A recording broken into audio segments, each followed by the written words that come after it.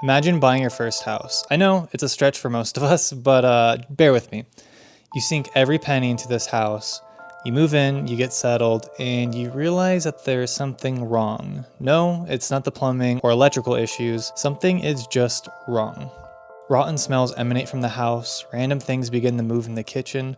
It's almost like someone or something is living in the house with you. These are the exact events that happened to the Perrin family, and these events turned into the movie The Conjuring.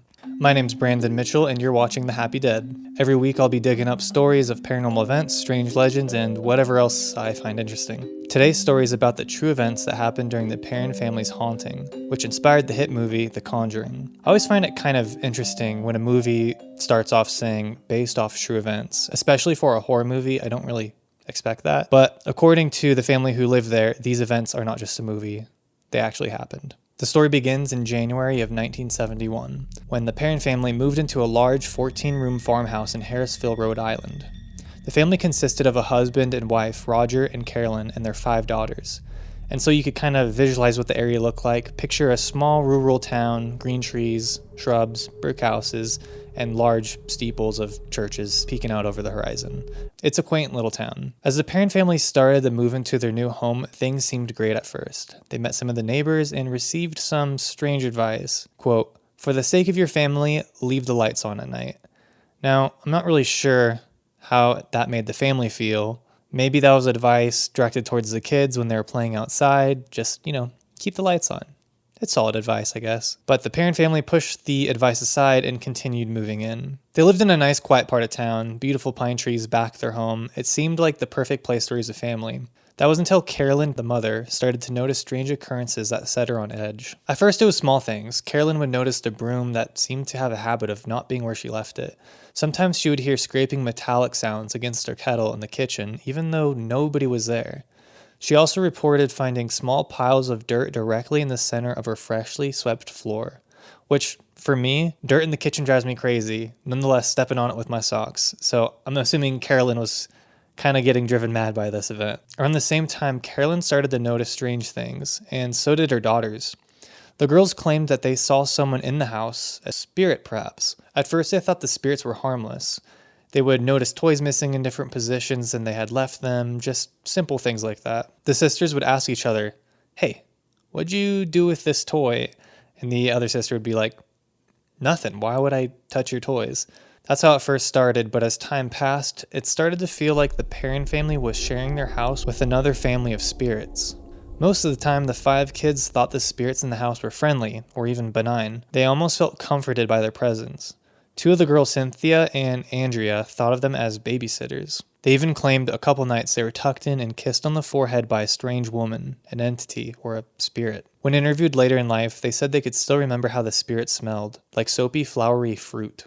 The family just lived with these ghosts for a while, and things were fine. They loved their house, and it seemed like a little slice of heaven, but it didn't really last that long. The girls one night walked out into the barn where they were chased by something unseen. They ran back to the house in fear that they were being attacked. And things start getting even creepier.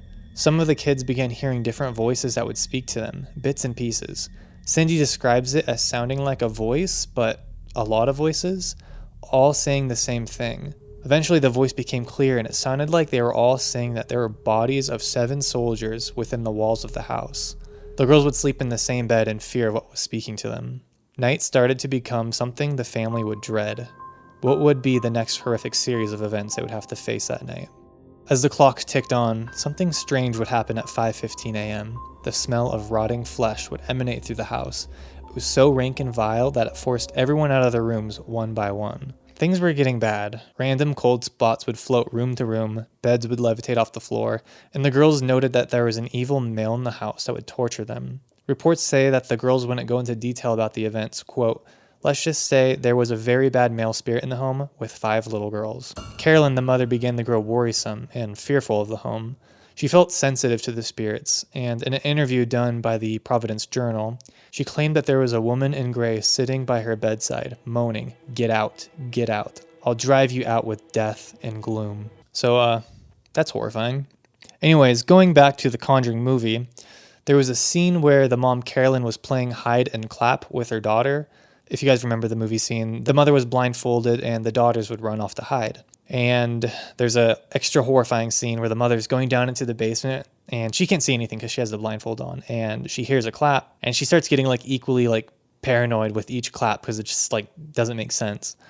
And then she hears a clap like right behind her in her ear, and it's just like, it wasn't one of the girls, it was just like a random pair of hands that just go clap. So scary. Anyways, so apparently that event actually happened. Horrifying to think about, just clapping hands right next to your face that aren't your daughter's. And going along with that story, one of the daughters, Cynthia, she hid in a wood box, but there was no lock or anything on this box. It was just like a storage box. And after a while, she wanted to find a new hiding spot, so she tried to get out of the box, but it wouldn't open. She pushed and she pushed and she started screaming, and after 20 minutes, she just gave up. But luckily, her sister Nancy came and opened the box for her. So the family eventually became to know the spirit as Bathsheba. This was actually the main antagonist of the Conjuring film. Andrea, the oldest daughter, thought that the spirit Bathsheba saw herself as the matriarch of the family, and that's kind of why she kind of had it out for her mother, because she really wanted that position. Carolyn's mother did some research on their home, and they discovered something odd. It actually belonged to a family for 8 generations, and many of them actually had strange deaths. Many of the kids died in nearby creeks, a few people hung themselves in the house, and one was even murdered. And after further investigation, there actually was a woman named Bathsheba Sherman who lived on that same exact property in the 1800s. She was thought to be a Satanist, and it was rumored that she killed a baby by puncturing its brain with a large sewing needle. Although there wasn't really any evidence to convict her of the crime, so she didn't go to prison or anything for it. And I don't want to give any bad reputation to the dead because a lot of this was just rumors or hearsay at the time. So I did find some accounts that Bathsheba Sherman was just a normal woman. She was married, she had 4 kids, but sadly 3 of her kids died, but being in the 1800s, the infant mortality rate was still pretty high. Bathsheba Sherman died of a stroke in 1885 and was buried next to her 3 children and husband. Now, back to the set of The Conjuring, Cindy, the second youngest daughter from the parent family, visited the set. She apparently freaked out when she saw the production version of the witch Bathsheba and ran over to the actor Patrick Wilson and grabbed him out of fear. Apparently, everyone that was there was really shocked by her reaction. Cindy said that the witch looked exactly like what she had seen when she was a kid. So if you've seen the movie, you know that the witch Bathsheba looks pretty terrifying. Anyways, back to the parents' story. Carolyn, the mother, began to feel like she was being tortured by Bathsheba, physically assaulting her mentally and putting her in an uneasy state. Bathsheba wanted Carolyn out, and when it seemed like the mother wouldn't leave by being horrified, Bathsheba apparently used Carolyn's body as a vessel. Carolyn was possessed. She felt weak, emotionally drained, and physically she was harmed. Now this is where the Warrens stepped in. And for those of you who don't know who Ed and Lorraine Warren are, they are paranormal researchers and the main characters of the Conjuring movies. And these were real people, they're not just fictional characters. Ed was a self-proclaimed demonologist, while his wife Lorraine professed to be a clairvoyant and trance medium. This means that she could basically see into the spirit realm. Ed and Lorraine Warren are both dead now, but Lorraine was actually alive during the writing and filming of The Conjuring. Lorraine even gave her first-hand account to help direct the movie, and being largely known paranormal investigators during that time, the Warrens were contacted by the parents' family friend named Barbara. Barbara went down to one of the Warrens' lectures in Connecticut and told the parents' story. The Warrens apparently said, "Oh, we gotta check this out." Just like the Conjuring movie, the Warrens actually didn't fix anything. In fact, they may have lit a spiritual fire and kind of just walked away. The Warrens began their investigation of the parents' home. Lorraine Warren, who claims that she could kind of see into the spiritual world, said she felt a dark, haunting presence in the home. According to the parents, the Warrens conducted a seance in the home in an attempt to cleanse it. And of course, this just made things a lot worse. Now, the seances actually happened in the basement, and one thing that kept happening to Roger Perrin was he kept being lured down into this creepy basement because time and time again, the heater downstairs would fail. Every time he would go down there, he said he would feel a cold, stinking presence behind him, and I kind of wonder if this was another entity trying to possess him as well. But as time went on, the Warrens would leave and show up again over the course of the decade, but they never fixed anything. Lorraine Warren would never actually publicly discuss what would happen during these seances, although she has vaguely stated that, quote, "The things that went on there were just so incredibly frightening, it still affects me to talk about today." End quote. Andrea Perrin said that she snuck down into the basement during one of the Warren seances and was never able to look at her mother the same way again. She claimed that she saw her mother speaking another language, not of this world, in a voice not her own. Her mother's chair even levitated and was thrown across the room. Carolyn was in bad shape and she was constantly depressed, physically and emotionally drained. Roger just wasn't having it. Roger eventually kicked the Warrens out of the house and told them never to return. Now, a question that gets asked quite frequently is, why didn't they just leave? The parents dealt with the haunting from 1971 to 1980. That's a 9-year horror spree of just being tormented. But sadly, due to the parents' financial situations, they weren't able to leave. The economy was in a rough spot at the time too, during the Nixon and Carter administration. And even if they tried to sell their house, no one would buy it. And on top of that, their house was rapidly devaluating to the point where it was almost cheaper just to walk away than to sell the house. So they just waited it out. Now eventually, in 1980, somebody would come and buy the home. The paperwork was signed and the family finally moved down to Georgia, finally free of that evil house. The parents finally free of the home were not really entirely free. During the filming of The Conjuring, the entire family received an invitation to the set. At first, the family was hesitant. They didn't want to dig up old memories from the past, but eventually the family accepted. While the family was being interviewed, a rogue wind swept over the family, knocked down cameras and lights, and even forced Carolyn, the mother, to fall over and break her hip. The family went and visited her mother in the hospital, and Carolyn said, "Bathsheba's curse. She doesn't want to be exposed."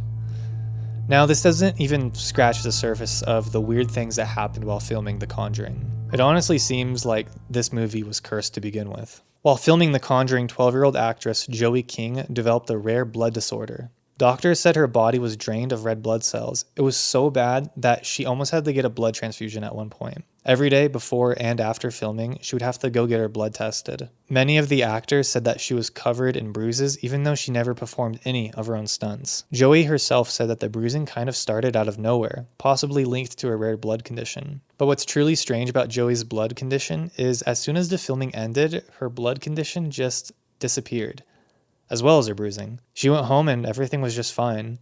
And I don't really know what to make of this. The skeptical side of me is wondering, was there something that she was doing during filming? Was she eating something? Was she not sleeping?